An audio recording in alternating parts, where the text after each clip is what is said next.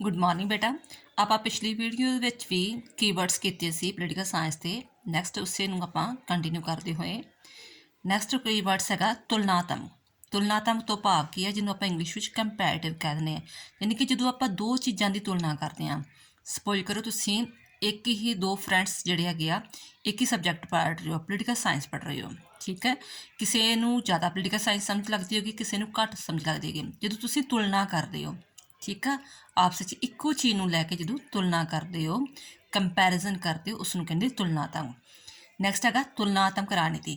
ਤੇ ਰਾਜਨੀਤੀ ਵਿੱਚ ਪੋਲੀਟੀਕਲ ਸਾਇੰਸ ਵਿੱਚ ਤੁਲਨਾਤਮਕ ਦਾ ਕੀ ਭਾਵ ਆ? ਜਦੋਂ ਦੋ ਦੇਸ਼ਾਂ ਦੇ ਰਾਜਾਂ ਦੀ ਰਾਜਨੀਤੀ ਦੀ ਤੁਲਨਾ ਕੀਤੀ ਜਾਂਦੀ ਹੈ। ਜਦੋਂ ਦੋ ਦੇਸ਼, ਮੰਨ ਲਓ ਸਪੋਜ਼ ਕਰੋ ਕਿ ਇੰਡੀਆ ਤੇ ਇੰਗਲੈਂਡ ਆ, ਠੀਕ ਆ। ਇੰਡੀਆ ਵਿੱਚ ਵੀ ਸੰਸਦੀ ਪ੍ਰਣਾਲੀ ਸਰਕਾਰ ਅਪਣਾਈ ਜਾਂਦੀ ਆ ਤੇ ਇੰਗਲੈਂਡ ਵਿੱਚ ਵੀ ਸੰਸਦੀ ਪ੍ਰਣਾਲੀ ਸਰਕਾਰ ਅਪਣਾਈ ਜਾਂਦੀ ਆ। ਬਟ ਮਤਲਬ ਜਦੋਂ ਜਿਹੜਾ ਪੋਲੀਟੀਕਲ ਸਾਇੰਸ ਦਾ ਸਟੂਡੈਂਟ ਆ, ਜਦੋਂ ਇਸ ਚੀਜ਼ ਨੂੰ ਸਟੱਡੀ ਕਰਦਾ ਕਿ ਉੱਥੇ ਇੰਗਲੈਂਡ ਵਿੱਚ ਸੰਸਦੀ ਪ੍ਰਣਾਲੀ ਸਰਕਾਰ ਕਿਉਂ ਕਾਮਯਾਬ ਆ ਤੇ ਇੱਥੇ ਕਿਉਂ ਨਹੀਂ ਕਾਮਯਾਬ ਨਹੀਂ ਹੈਗੀ, ਤਾਂ ਉਹ ਇਸ ਦੀ ਫਿਰ ਉਹ ਚੀਜ਼ਾਂ ਨੂੰ ਵੇਖਦਾ ਹੈ, ਉਸ ਦਾ ਸਰਵੇ ਕਰਕੇ ਵੇਖਦਾ ਹੈ ਕਿਹੜੀਆਂ ਚੀਜ਼ਾਂ ਇਫੈਕਟ ਕਰਦੀਆਂ, ਤਾਂ ਉਹ ਤੁਲਨਾ ਕਰਦਾ ਦੋਵਾਂ ਦੀ, ਠੀਕ ਹੈ। ਦੋਵਾਂ ਦੀ ਤੁਲਨਾ ਕਰਦਾ ਹੈ। ਭਾਵ ਕਿ ਜਦੋਂ ਦੋ ਦੇਸ਼ਾਂ ਦੀ ਰਾਜਨੀਤੀ ਸੰਸਥਾਵਾਂ, ਸਰਕਾਰ ਹੋ ਗਿਆ, ਸੰਵਿਧਾਨ ਹੋ ਗਿਆ, ਅਧਿਕਾਰ ਹੋਵੇ, ਸਿਸਟਮ ਹੋਵੇ, ਉਹਦੀ ਤੁਲਨਾ ਕਰਦੇ ਤੇ ਫਿਰ ਵੇਖਦੇ ਕਿਹੜੀ ਚੀਜ਼ ਚੰਗੀ ਆ, ਕਿਹੜੇ ਦੇਸ਼ ਦੀ, ਤੇ ਕਿਉਂ ਚੰਗੀ ਆ, ਕੀ ਕਾਰਨ, ਉਹਨੂੰ ਆਪਾਂ ਕਹਿੰਦੇ ਤੁਲਨਾਤਮਕ ਰਾਜਨੀਤੀ। ਇਹ ਤੁਸੀਂ BA ਫਾਈਨਲ ਵਿੱਚ ਇਸ ਬਾਰੇ ਸਾਰਾ ਵਿਸਤਾਰਪੂਰਵਕ ਪੜ੍ਹੋਗੇ। ਨੈਕਸਟ ਹੈਗਾ ਵਿਸ਼ਲੇਸ਼ਣਾਤਮਕ ਵਿਵਹਾਰਕ। ਜਦੋਂ ਕਿਸੇ ਚੀਜ਼ ਨੂੰ ਸਿਰਫ ਥਿਊਰੀ ਜਾਂ ਕਿਤਾਬਾਂ ਤੱਕ ਹੀ ਜਦੋਂ ਕਿਸੇ ਚੀਜ਼ ਨੂੰ ਸਿਰਫ ਥਿਊਰੀ ਜਾਂ ਕਿਤਾਬਾਂ ਤੱਕ ਸੀਮਿਤ ਨਾ ਰੱਖ ਕੇ ਉਹਨੂੰ ਪ੍ਰੈਕਟੀਕਲ ਵੇਖਿਆ ਜਾਵੇ ਕਿ ਸੱਚਮੁੱਚ ਉਹ ਚੀਜ਼ ਜਿਹੜੀ ਹੈਗੀ ਆ ਰਿਐਲਿਟੀ ਵਿੱਚ ਲਾਗੂ ਹੋਈ ਹੈ, ਉਸ ਨੂੰ ਆਪਾਂ ਕਹਿੰਦੇ ਵਿਸ਼ਲੇਸ਼ਣ ਕਰਨਾ, ਐਨਾਲਾਈਸਿਸ ਕਰਨਾ।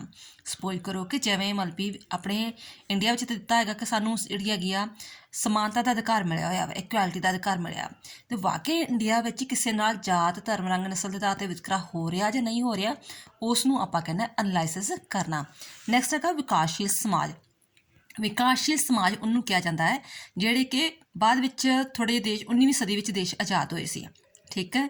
ਜਿਵੇਂ ਤੇ ਵਿਕਸਿਤ ਦੇਸ਼ ਆ ਇਹ, ਕਿਉਂਕਿ ਡਿਵੈਲਪਮੈਂਟ ਕੰਟਰੀਆਂ ਜਿਹੜੀਆਂ ਇੰਗਲੈਂਡ ਆ, ਯੂਰਪੀਅਨ ਕੰਟਰੀਆਂ ਹੋ ਗਈਆਂ ਜਿੰਨੀਆਂ ਵੀ ਆ, ਉਹਨੂੰ ਵਿਕਸਿਤ ਦੇਸ਼ ਕਿਹਾ ਜਾਂਦਾ ਹੈਗਾ ਕਿ ਉਹ ਪਹਿਲਾਂ ਤੋਂ ਹੀ ਐਡਵਾਂਸ ਕੰਟਰੀਆਂ ਨੇ। ਜਿਹੜੀਆਂ ਹੁਣ ਦੇਸ਼ ਆਜ਼ਾਦ ਹੋਏ ਆ, ਜਿਵੇਂ ਸਾਊਥ ਅਮਰੀਕਾ ਹੋਈ ਆ, ਅਫਰੀਕਾ ਹੋਇਆ ਵਾ, ਏਸ਼ੀਆ ਵਿੱਚ ਆਪਾਂ ਇੰਡੀਆ, ਪਾਕਿਸਤਾਨ, ਦੱਖਣੀ ਅਫਰੀਕਾ ਜੋ ਵੀ ਲਾ ਲਓ, ਇਹਨਾਂ ਸਾਰੇ ਦੇਸ਼ਾਂ ਨੂੰ ਵਿਕਾਸਸ਼ੀਲ ਸਮਾਜ ਕਹਿੰਦੇ ਕਿ ਅਜੇ ਇਹ ਵਿਕਾਸ ਕਰ ਰਹੇ ਆ, ਉਹਨੂੰ ਕਿਹਾ ਜਾਂਦਾ ਵਿਕਾਸਸ਼ੀਲ ਸਮਾਜ। ਨੈਕਸਟ ਹੈ ਰਾਜਨੀਤਿਕ ਸੱਭਿਆਚਾਰ। ਜਿਵੇਂ ਤੁਸੀਂ 10th ਵਿੱਚ ਵੀ ਪਹਿਲਾਂ ਸੱਭਿਆਚਾਰ ਦੀ ਗੱਲ ਕੀਤੀ ਕਿ ਸੱਭਿਆਚਾਰ ਤੋਂ ਭਾਵ ਆ ਕਿ ਰੀਤੀ ਰਿਵਾਜ, ਰਸਮੋ ਰਿਵਾਜ ਜਿਹੜੇ ਹੈਗੇ ਆ, ਜਿਸ ਹਿਸਾਬ ਨਾਲ ਆਪਾਂ ਖਾਣੇ ਪੀਣੇ, ਪਹਿਰਾਵਾ ਨੂੰ, ਲੋਕ ਨਾਚ ਗੀਤ, ਉਹਨੂੰ ਸੱਭਿਆਚਾਰ ਕਹਿੰਦਾ। ਬਟ ਰਾਜਨੀਤਿਕ ਸੱਭਿਆਚਾਰ ਕੀ ਆ ਕਿ ਜਿਸ ਮਾਹੌਲ ਵਿੱਚ ਤੁਸੀਂ ਰਹਿੰਦੇ ਹੋ, ਰਾਜਨੀਤੀ ਦੇ ਮਾਹੌਲ ਵਿੱਚ ਰਹਿੰਦੇ ਹੋ, ਉਸੇ ਤਰ੍ਹਾਂ ਦੀ ਰਾਜਨੀਤੀ ਤੁਹਾਡੇ 'ਤੇ ਅਸਰ ਕਰਦੀ ਹੈ। ਜੇ ਤੁਹਾਡੇ ਆਲੇ ਦੁਆਲੇ ਸਾਰਾ ਅਕਾਲੀ ਦਲ ਦਾ ਪ੍ਰਭਾਵ ਹੋਏਗਾ, ਤੁਸੀਂ ਨੈਚੁਰਲੀ ਅਕਾਲੀ ਦਲ ਨੂੰ ਪਾਰਟੀ ਨੂੰ ਪਸੰਦ ਕਰੋਗੇ। ਜੇਕਰ ਤੁਸੀਂ ਆਲੇ ਦੁਆਲੇ ਕਾਂਗਰਸ ਦਾ ਪ੍ਰਭਾਵ ਹੋਏਗਾ ਤਾਂ ਕਾਂਗਰਸ ਨੂੰ ਪਸੰਦ ਕਰੋਗੇ।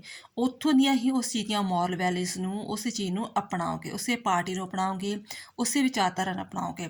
ਉਹ ਸਾਰਾ ਕੀ ਵਿਚਾਰਧਾਰਾ ਜਿਹੜੀ ਡਾਇਰੈਕਟ ਜਾਂ ਇਨਡਾਇਰੈਕਟ ਤੁਹਾਡੇ 'ਤੇ ਪ੍ਰਭਾਵ ਪਾਉਂਦੀ ਹੈਗੀ ਆ, ਉਹਨੂੰ ਬੋਲਿਆ ਜਾਂਦਾ ਰਾਜਨੀਤਿਕ ਸੱਭਿਆਚਾਰ, ਠੀਕ ਹੈ। ਨੈਕਸਟ ਹੈ ਵਾਦ। ਵਾਦ ਕੀ ਹੁੰਦੇ ਆ? ਜਿਹਨੂੰ ਆਪਾਂ ਆਮ ਤੌਰ 'ਤੇ ਸੁਣਦੇ ਹਾਂ ਸਕੂਲਾਂ 'ਚ ਕਿ ਅੱਜ ਟੂਡੇ ਸਾ ਥਾਟ ਇਹ ਹੋਆ, ਵਿਚਾਰਧਾਰਾ ਇਹ ਆ, ਉਹਨੂੰ ਪੋਲੀਟੀਕਲ ਸਾਇੰਸ ਵਿੱਚ ਕੀ ਬੋਲਦੇ ਆ? ਵਾਦ। ਤੇ ਵਾਦ ਵਿੱਚ ਕੀ ਕਿਹੜੇ ਵਾਦ ਜਿਹੜੇ ਹੈਗੇ ਆ ਪੋਲੀਟੀਕਲ ਸਾਇੰਸ ਵਿੱਚ ਹੈਗੇ ਆ? ਉਹ ਹੈਗੇ ਉਦਾਰਵਾਦ, ਮਾਰਕਸਵਾਦ, ਗਾਂਧੀਵਾਦ। ਤੇ ਪਹਿਲਾਂ ਗੱਲ ਕਰ ਰਹੇ ਹਾਂ ਆਪਾਂ ਉਦਾਰਵਾਦ। ਉਦਾਰਵਾਦ ਜਿਹਨੂੰ ਆਪਾਂ ਇੰਗਲਿਸ਼ ਵਿੱਚ ਲਿਬਰਲਿਜ਼ਮ ਕਹਿ ਦਿੰਦੇ ਹਾਂ, ਠੀਕ ਹੈ। ਤੇ ਲਿਬਰਲਿਜ਼ਮ ਜਿਹੜਾ ਸ਼ਬਦ ਵਾ ਉਹ ਕਿਹੜੀ ਭਾਸ਼ਾ ਤੋਂ ਹੈ? ਲਤੀਨੀ ਭਾਸ਼ਾ ਤੋਂ। ਜਿਵੇਂ ਆਪਣੀ ਮੈਂ ਬਾਰ-ਬਾਰ ਕਹਿ ਰਹੀ ਹਾਂ ਕਹਿੰਦੀ ਹਾਂ ਕਿ ਪੰਜਾਬੀ ਦੀ ਜਿਹੜੀ ਹੈਗੀ ਆ ਉਹ ਗੁਰਮੁਖੀ ਭਾਸ਼ਾ ਹੈ, ਗੁਰਮੁਖੀ ਲਿਪੀ ਹੈ। ਉਸ ਤਰ੍ਹਾਂ ਇੰਗਲਿਸ਼ ਦੀ ਜਿਹੜੀ ਹੈਗੀ ਲਤੀਨੀ ਭਾਸ਼ਾ, ਅਤੇ ਲਤੀਨੀ ਜਿਹੜੀ ਹੈਗੀ ਆ ਉੱਥੋਂ ਉਹਨੂੰ ਕਿਹਾ ਗਿਆ ਇੰਗਲਿਸ਼ ਉਦਾਰਵਾਦ ਨੂੰ ਕਿਹਾ ਲਿਬਰਲਿਜ਼ਮ। ਅਤੇ ਲਿਬਰਲਿਜ਼ਮ ਵਾਲੇ ਜਿਹੜੇ ਹੈਗੇ ਆ ਉਹ ਕੀ ਕਹਿੰਦੇ ਆ ਕਿ ਵਿਅਕਤੀ ਨੂੰ ਵੱਧ ਤੋਂ ਵੱਧ ਆਜ਼ਾਦ ਕੀਤਾ ਜਾਵੇ, ਯਾਨੀ ਕਿ ਵਿਅਕਤੀ ਜਿੰਨਾ ਵਿਕਾਸ ਕਰਨਾ ਚਾਹੁੰਦਾ ਆਪਣਾ, ਇਸ ਲਈ ਉਹਨੂੰ ਵੱਧ ਤੋਂ ਵੱਧ ਅਧਿਕਾਰ ਦਿੱਤੇ ਜਾਣ, ਅਤੇ ਰਾਜ ਵੱਧ ਤੋਂ ਵੱਧ ਅਧਿਕਾਰ ਜਿਹੜੇ ਹੈਗੇ ਆ ਸੀਮਿਤ ਕੀਤੇ ਜਾਣ, ਤਾਂ ਜੋ ਰਾਜ ਜਿਹੜਾ ਹੈਗਾ ਉਹ ਵਿਅਕਤੀ ਦੇ ਅਧਿਕਾਰਾਂ ਵਿੱਚ ਕਦੇ ਵੀ ਦਖਲਅੰਦਾਜ਼ੀ ਨਾ ਕਰੇ। ਇਹ ਲਿਬਰਲਿਜ਼ਮ ਵਾਲਿਆਂ ਦੀ ਇਹ ਮੇਨ ਫੋਕਸ ਆ ਉਹਨਾਂ ਦਾ, ਠੀਕ ਆ, ਉਦਾਰਵਾਦ। ਨੈਕਸਟ ਹੈਗਾ ਮਾਰਕਸਵਾਦ। ਮਾਰਕਸਵਾਦ ਜਿਹੜਾ ਹੈਗਾ ਵਾ ਇਹ ਕਾਰਲ ਮਾਰਕਸ ਨੇ ਵਿਚਾਰਧਾਰਾ ਦਿੱਤੀ ਸੀ ਆਪਣੀ। ਕਾਰਲ ਮਾਰਕਸ ਨੇ ਆਪਣੀ ਕਿਤਾਬਾਂ ਲਿਖੀਆਂ ਸੀ, ਉਹਨੇ ਵਿਚਾਰਧਾਰਾ ਫੈਲਾਈ ਸੀ, ਇਸ ਕਰਕੇ ਉਹਦੇ ਨਾਂ 'ਤੇ ਇਹ ਵਿਚਾਰਧਾਰਾ ਫੇਮਸ ਹੋਈ ਆ ਮਾਰਕਸ ਵਾਦ। ਤਾਂ ਉਹਦੀ ਮੇਨ ਵਿਚਾਰਧਾਰਾ ਕਿਹਦੇ ਦੁਆਲੇ ਘੁੰਮਦੀ ਆ ਕਿ ਜਿਹੜਾ ਵੀ ਸਮਾਜ ਵਿੱਚ ਕੋਈ ਵੀ ਪਰਿਵਰਤਨ ਆ ਰਿਹਾ ਨਾ, ਉਹਦਾ ਕਾਰਨ ਕੀ ਆ? ਪੈਸਾ। ਠੀਕ ਆ, ਭੌਤਿਕ ਦਾ ਕਾਰਨ ਕਰਕੇ ਆ, ਆਰਥਿਕ ਸਥਿਤੀ ਦਾ ਕਾਰਨ ਕਰਕੇ ਆ। ਤੇ ਉਹ ਚਾਹੁੰਦਾ ਵਾ ਕਿ ਇਹੋ ਜਿਹਾ ਇੱਕ ਵਾਰੀ ਸਮਾਜ ਆਵੇਗਾ ਜਿੱਥੇ ਕੋਈ ਵਰਗ ਨਹੀਂ ਹੋਏਗਾ, ਕੋਈ ਕੈਟਾਗਰਾਈਜ਼ ਨਹੀਂ ਹੋਏਗੀ, ਮਿਡਲ ਕਲਾਸ, ਅਪਰ ਕਲਾਸ, ਰਿਚ ਫੈਮਿਲੀ, ਕੁਛ ਨਹੀਂ ਹੋਏਗਾ। ਸਿਰਫ ਉੱਥੇ ਨਾ ਕੋਈ ਰਾਜ ਹੋਏਗਾ, ਇੱਕੋ ਜਿਹਾ ਹੀ ਸਾਰਾ ਸਮਾਜ ਸਥਾਪਿਤ ਹੋਵੇਗਾ। ਨੈਕਸਟ ਹੈ ਗਾਂਧੀਵਾਦ। ਗਾਂਧੀਵਾਦ ਬੇਟਾ ਜਿਹੜਾ ਮਹਾਤਮਾ ਗਾਂਧੀ ਨੇ ਜੋ ਵਿਚਾਰਧਾਰਾ ਦਿੱਤੀ ਹੈਗੀ ਆ, ਉਸ ਦੀ ਵਿਚਾਰਧਾਰਾ ਨੂੰ ਕਿਹਾ ਜਾਂਦਾ ਗਾਂਧੀਵਾਦ। ਤੇ ਗਾਂਧੀਵਾਦ ਜਿਹੜਾ ਹੈਗਾ ਸੀ, ਹਮੇਸ਼ਾ ਇਹ ਚਾਹੁੰਦਾ ਸੀ ਕਿ ਸਵੈ ਸ਼ਾਸਨ ਸਥਾਪਿਤ ਹੋਵੇ। ਸਵੈ ਸ਼ਾਸਨ ਯਾਨੀ ਕਿ ਖੁਦ ਲੋਕੀ ਆਪਣਾ ਜਿਹੜੀ ਹੈਗੀ ਆ ਤਰੱਕੀ ਆਪ ਕਰਨ। ਇਸ ਲਈ ਉਸਨੇ ਪੰਚਾਇਤ ਪ੍ਰਣਾਲੀ ਨੂੰ ਪ੍ਰੈਫਰੈਂਸ ਦਿੱਤੀ ਸੀ। ਦੈਨ ਆਫਟਰ ਉਹਨੇ ਅਮਾਨਤੀ ਪ੍ਰਣਾਲੀ, ਵਰਨ ਪ੍ਰਣਾਲੀ ਇਹ ਸਥਾਪਨਾ ਕਰਨੀ ਚਾਹੀ ਸੀ। ਨੈਕਸਟ ਹੈ ਸੰਵਿਧਾਨ। ਸੰਵਿਧਾਨ ਕੀ ਇੱਕ ਭਾਰਤ ਦੀ ਕਾਨੂੰਨੀ ਕਿਤਾਬ ਆ। ਠੀਕ ਆ, ਇੱਕ ਕਾਨੂੰਨੀ ਕਿਤਾਬ ਆ, ਜਿਵੇਂ ਤੁਸੀਂ ਬੁੱਕਸ ਪੜ੍ਹਦੇ ਹੈਗੇ ਹੋ ਉਸੇ ਤਰ੍ਹਾਂ ਜਿਹੜੀ ਹੈਗੀ ਆ, ਜਿਹਦੇ ਵਿੱਚ ਸਾਰੇ ਕਾਨੂੰਨ ਲਿਖੇ ਹੈਗੇ ਆ ਦੇਸ਼ ਦੇ, ਉਹਨੂੰ ਆਪਾਂ ਸੰਵਿਧਾਨ ਕਹਿੰਦੇ ਆ। ਇਹਦੇ ਵਿੱਚ 395 ਧਾਰਾਵਾਂ ਨੇ, ਜਿਹਨੂੰ ਆਪਾਂ ਆਰਟੀਕਲਸ ਬੋਲ ਦਿੰਦੇ ਆ। ਹੁਣ ਇਹਦੇ ਵਿੱਚ 445 ਆਰਟੀਕਲਸ ਬਣ ਗਏ ਨੇ। ਪਹਿਲਾਂ ਇਹਦੇ ਵਿੱਚ ਸਟਾਰਟਿੰਗ 'ਚ 395 ਸੀ, ਹੁਣ ਇਹਦੇ ਵਿੱਚ 445 ਆਰਟੀਕਲਸ ਨੇ। ਪਹਿਲਾਂ ਇਹਦੇ ਵਿੱਚ 8 ਅਨੁਸੂਚੀਆਂ ਸੀ, ਹੁਣ ਇਹਦੇ ਵਿੱਚ 12 ਅਨੁਸੂਚੀਆਂ ਨੇ। ਪਹਿਲਾਂ ਇਹਨੂੰ 22 ਭਾਗਾਂ 'ਚ ਵੰਡਿਆ ਸੀ, ਜਿਵੇਂ ਤੁਹਾਡੇ ਪਹਿਲਾ unit, second unit, third unit ਆ ਜਾਂਦਾ ਹੈ। ਇਹਨੂੰ 22 ਭਾਗਾਂ 'ਚ ਵੰਡਿਆ ਸੀ, ਹੁਣ ਇਹਦੇ 25 ਯੂਨਿਟ ਬਣ ਚੁੱਕੇ ਨੇ। ਇਹ ਚੀਜ਼ਾਂ ਨੂੰ ਜ਼ਰੂਰ ਧਿਆਨ ਵਿੱਚ ਰੱਖਿਓ। ਨੈਕਸਟ ਹੈ ਪ੍ਰਸਤਾਵਨਾ, ਜਿਹਨੂੰ ਆਪਾਂ ਪ੍ਰੇਮਬਲ ਵੀ ਬੋਲ ਦਿੰਦੇ ਹਾਂ।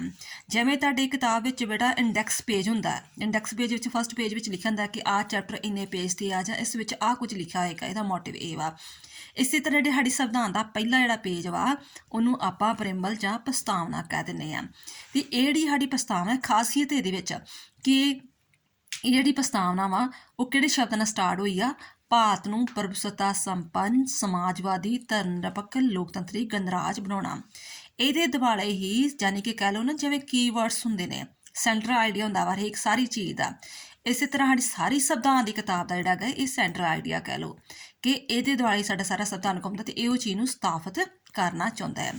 ਨੈਕਸਟ ਹੈਗਾ ਪ੍ਰਭੂਸੱਤਾ। ਪ੍ਰਭੂਸੱਤਾ ਕੀ ਸਵੈਜੈਂਟੀ, ਯਾਨੀ ਕਿ ਸੁਪਰਨੈਸ, ਜਾਂ ਭਾਵ ਕਿ ਸਭ ਤੋਂ ਸਰਵਉੱਚ। ਜਦੋਂ ਸਾਡਾ ਇੰਡੀਆ ਆਜ਼ਾਦ ਨਹੀਂ ਹੋਇਆ ਸੀ, ਉਦੋਂ 3 ਤੱਤ ਹੈਗੇ ਸੀ, ਲੋਕ ਸੀ, ਜਨਸੰਖਿਆ ਸੀ, ਇਲਾਕਾ ਸੀ। ਬਟ ਸਾਡੇ ਦੇਸ਼ ਕੋਲੋਂ ਪ੍ਰਭੂ ਸੱਤਾ ਨਹੀਂ ਸੀ, ਇਸ ਕਰਕੇ ਇਹਨੂੰ ਆਪਾਂ ਰਾਜ ਨਹੀਂ ਕਹਿੰਦੇ ਸੀ। ਬਟ ਜਦੋਂ ਸਾਡਾ ਦੇਸ਼ ਆਜ਼ਾਦ ਹੋ ਗਿਆ ਤਾਂ ਇਹਨੂੰ ਪ੍ਰਭੂ ਸੱਤਾ ਮਿਲ ਗਈ। ਪ੍ਰਭੂ ਸੱਤਾ ਦਾ ਭਾਵ ਜਿਹੜਾ ਦੇਸ਼ ਜਾਂ ਰਾਜ ਕਿਸੇ ਵੀ ਬਾਹਰੀ ਜਾਂ ਅੰਦਰੂਨੀ ਕੰਟਰੋਲ ਤੋਂ ਬਿਨਾਂ ਮੁਕਤ ਹੋ ਕੇ ਆਪਣੇ ਦੇਸ਼ ਲਈ ਕਾਨੂੰਨ ਖੁਦ ਬਣਾਉਂਦਾ ਹੈ, ਉਸ ਨੂੰ ਕਿਹਾ ਜਾਂਦਾ ਪ੍ਰਭੂ ਸੱਤਾ। ਨੈਕਸਟ ਹੈ ਧਰਮ ਨਿਰਪੱਖ। ਇਸ ਨਾਮ ਤੋਂ ਹੀ ਕਲੀਅਰ ਹੋ ਰਿਹਾ ਵਾ ਕਿ ਕੋਈ ਵੀ ਪੱਖਪਾਤ ਧਰਮ ਨਾਲ ਨਾ ਕਰਨਾ, ਜਿਹਨੂੰ ਆਪਾਂ ਇੰਗਲਿਸ਼ ਵਿੱਚ ਸੈਕੂਲਰ ਵੀ ਕਹਿੰਦੇ ਆ। ਭਾਵ ਰਾਜ ਸਾਰੇ ਧਰਮਾਂ ਨੂੰ ਇੱਕੋ ਦ੍ਰਿਸ਼ਟੀ ਨਾਲ ਵੇਖੂਗਾ ਅਤੇ ਕਿਸੇ ਨਾਲ ਵੀ ਧਰਮ ਦੇ ਆਧਾਰ 'ਤੇ ਪੱਖਪਾਤ ਨਹੀਂ ਕਰੇਗਾ, ਸਾਰੇ ਧਰਮਾਂ ਦਾ ਸਤਿਕਾਰ ਕਰੇਗਾ। ਅਤੇ ਸਾਡੇ ਸੰਵਿਧਾਨ ਵਿੱਚ 25 ਤੋਂ ਲੈ ਕੇ 28 ਤੱਕ ਧਰਮ ਦੀ ਸੁਤੰਤਰਤਾ ਬਾਰੇ ਵਰਣਨ ਕੀਤਾ ਹੈ ਕਿ ਕੋਈ ਵੀ ਆਪਣਾ ਇਨਸਾਨ ਆਪਣੇ ਧਰਮ ਨੂੰ ਮੰਨ ਸਕਦਾ, ਉਹਦਾ ਪ੍ਰਚਾਰ ਕਰ ਸਕਦਾ, ਸਕੂਲ ਖੋਲ੍ਹ ਸਕਦਾ, ਇੰਸਟੀਚਿਊਟ ਚਲਾ ਸਕਦਾ ਹੈਗਾ, ਉੱਤੇ ਕੋਈ ਟੈਕਸ ਨਹੀਂ ਲਾਗੂ ਹੋਏਗਾ। ਨੈਕਸਟ ਹੈਗਾ ਲੋਕਤੰਤਰੀ ਯਾਨੀ ਕਿ ਜਿਹਨੂੰ ਆਪਾਂ ਡੈਮੋਕ੍ਰੇਸੀ ਵੀ ਕਹਿੰਦੇ ਹਾਂ। ਇਹ 2 ਸ਼ਬਦਾਂ ਤੋਂ ਬਣਿਆ ਹੈ, ਡੈਮੋ ਪਲੱਸ ਕ੍ਰੇਸੀ, ਲੋਕ ਸ਼ਾਸਨ।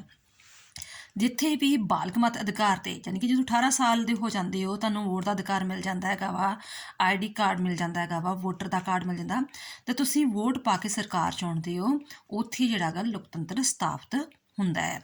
ਨੈਕਸਟ ਹੈਗਾ ਗਣਰਾਜ। ਗਣਰਾਜ ਦਾ ਭਾਵ ਕਿ ਭਾਰਤ ਦਾ ਜਿਹੜਾ ਰਾਸ਼ਟਰਪਤੀ ਲੋਕਾਂ ਦੁਆਰਾ ਚੁਣਿਆ ਹੋਵੇਗਾ, ਅਪਰਤੱਖ ਰੂਪ ਵਿੱਚ, ਕਿਹਦੇ ਰੂਪ ਵਿੱਚ? ਅਪਰਤੱਖ ਰੂਪ ਵਿੱਚ, ਅਤੇ ਸ਼ਕਤੀ ਦਾ ਸੋਮਾ ਲੋਕ ਹੋਣਗੇ। ਜਿੱਥੇ ਵੀ ਦੇਸ਼ ਦਾ ਰਾਸ਼ਟਰਪਤੀ ਜਿਹੜਾ ਹੈਗਾ ਲੋਕਾਂ ਦੁਆਰਾ ਚੁਣਿਆ ਗਿਆ ਹੋਵੇ ਅਤੇ ਸ਼ਕਤੀ ਦਾ ਸੋਮਾ ਲੋਕ ਹੋਣ, ਉੱਥੇ ਕਿਹੜਾ ਰਾਜ ਸਥਾਪਿਤ ਹੁੰਦਾ? ਗਣਰਾਜ। ਠੀਕ ਹੈ, ਆਮ ਤੌਰ 'ਤੇ ਬਾਦਸ਼ਾਹ ਦੁਆਰਾ ਰਾਜ ਹੁੰਦਾ ਹੈ, ਬਟ ਸਾਡਾ ਦੇਸ਼ ਕੀ ਹੈ, ਦੇਸ਼ ਵਿੱਚ ਜਿਹੜਾ ਰਾਸ਼ਟਰਪਤੀ ਉਹ ਵੀ ਇੱਕ ਬਾਦਸ਼ਾਹ ਵਾਂਗੂ ਹੀ ਆ, ਬਟ ਉਹ ਲੋਕਾਂ ਦੁਆਰਾ ਚੁਣਿਆ ਜਾਂਦਾ ਹੈ। ਨੈਕਸਟ ਹੈਗਾ ਮੌਲਿਕ ਅਧਿਕਾਰ। ਸਾਡੇ ਦੇਸ਼ ਵਿੱਚ ਵਿਅਕਤੀ ਦੇ ਵਿਕਾਸ ਵਾਸਤੇ ਜਿਹੜਾ ਹੈਗਾ ਵਾ ਫੰਡਾਮੈਂਟਲ ਰਾਈਟਸ ਸਥਾਪਿਤ ਕੀਤੇ ਗਏ ਆ, ਜਿਹਨੂੰ ਆਪਾਂ ਆਮ ਬੋਲ ਦਿੰਦੇ ਹਾਂ ਮੇਰਾ ਹੱਕ ਵਾ। ਠੀਕ ਹੈ, ਉਹਨੂੰ ਪੋਲੀਟੀਕਲ ਸਾਇੰਸ ਵਿੱਚ ਬੋਲ ਦਿੰਦੇ ਆ ਫੰਡਾਮੈਂਟਲ ਰਾਈਟਸ। ਅਤੇ ਇਹ ਜਿਹੜੀ ਹੈਗੀ ਇਹਦੀ ਵਿਵਸਥਾ ਕੀਤੀ ਗਈ ਆ 12 ਤੋਂ ਲੈ ਕੇ 35 ਤੱਕ। 12 ਤੋਂ ਲੈ ਕੇ 35 ਤੱਕ ਜਿਹੜੀਆਂ ਫੰਡਾਮੈਂਟਲ ਰਾਈਟਸ ਦਾ ਵਰਣਨ ਕੀਤਾ ਗਿਆ।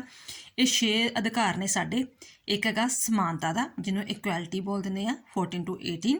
ਨੈਕਸਟ ਹੈਗਾ ਸੁਤੰਤਰਤਾ ਦਾ, ਜਿਹਨੂੰ ਆਪਾਂ ਫਰੀडम ਬੋਲ ਦਿੰਦੇ ਆ, 19 to 20।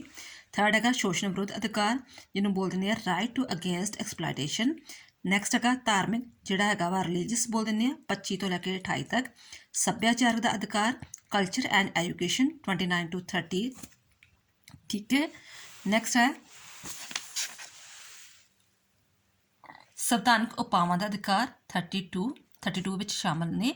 ਇਹਦੇ ਵਿੱਚ ਸੰਵਿਧਾਨਕ ਉਪਾਵਾਂ 5 ਟਾਈਪ ਦੀਆਂ ਆਉਂਦੀਆਂ ਨੇ। ਇਹ ਤੁਹਾਨੂੰ ਐਕਸਪਲੇਨ ਮੈਂ ਬਾਅਦ ਵਿੱਚ ਸਾਰਾ ਇਹਦਾ ਕਰਾਂਗੀ ਕਿ ਕੀ ਨੇ ਸੰਵਿਧਾਨਕ ਉਪਾਵਾਂ।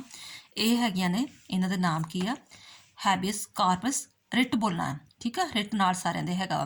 ਰਿਟ ਦਾ ਭਾਵ ਕਿ ਲੀਗਲ ਐਕਸ਼ਨ, ਹੁਕਮਨਾਮਾ, ਜਿਹਨੂੰ ਆਪਾਂ ਹੁਕਮਨਾਮਾ ਕਹਿ ਦਿੰਦੇ ਆ, ਬੰਦੀ ਪਤਕ ਕਰਨ ਦਾ ਹੁਕਮਨਾਮਾ, ਮਨਾਹੀ ਕਰਨ ਦਾ ਹੁਕਮਨਾਮਾ, ਅਧਿਕਾਰ ਪੁੱਛਣ ਦਾ ਹੁਕਮਨਾਮਾ।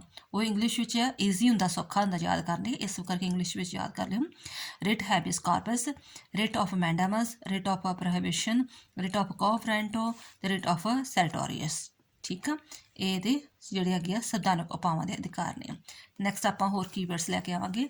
ਤੇ ਬੇਟਾ ਜੇਕਰ ਵੀਡੀਓ ਚੰਗੀ ਲੱਗੇ ਤੁਹਾਨੂੰ ਤੇ ਇਸ ਨੂੰ ਆਪਣੇ ਫਰੈਂਡ ਸਰਕਲ ਦੇ ਨਾਲ ਵੀ ਸ਼ੇਅਰ ਕਰਿਓ, ਲਾਈਕ ਕਰਿਓ ਤੇ ਚੈਨਲ ਜ਼ਰੂਰ ਸਬਸਕ੍ਰਾਈਬ ਕਰਿਓ ਤਾਂ ਜੋ ਤੁਹਾਨੂੰ ਨੋਟੀਫਿਕੇਸ਼ਨ ਜਿਹੜੇ ਹੈਗੇ ਆ ਨੈਕਸਟ ਮਿਲਦੇ ਰਹਿਣ। ਥੈਂਕਸ।